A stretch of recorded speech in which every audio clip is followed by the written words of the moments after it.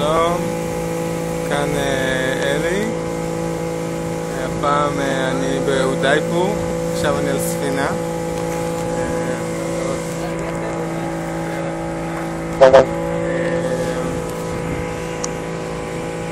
מה שאתם רואים עכשיו זה ארמון העיר. נבנה לא יודע, 1000 ומשהו. תקופה ארוכה בעצם על ידי כל מיני אנשים, בגלל זה יש כל מיני מבנים מסוגים שונים. זה הבניין הלבן הזה שאתם רואים, זה מלון שכנראה כיכב בסרט בעל השם הגרוע אוקטופוסי של ג'יימס בונד. לא ברור מה הם ניסו לעשות שם.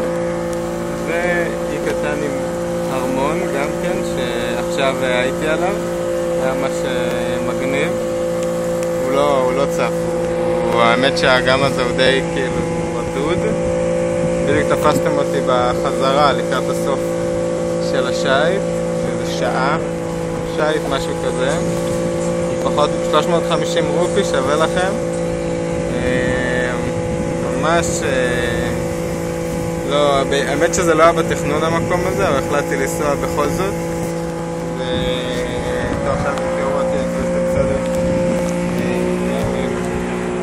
ירון זה לא היה בתכנון, אבל החלטתי לנסוע כי זה נראה לי מגניב, האזור. חבר המליץ לי. מקווה שאתם שומעים משהו, אני לא בטוח בזה.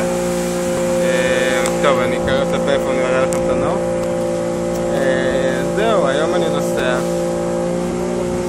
ממשיך לאגרה, לטאג' מאהל ואז לוורנסי, לראות גופות. זהו, נתראה בבלוג הבא.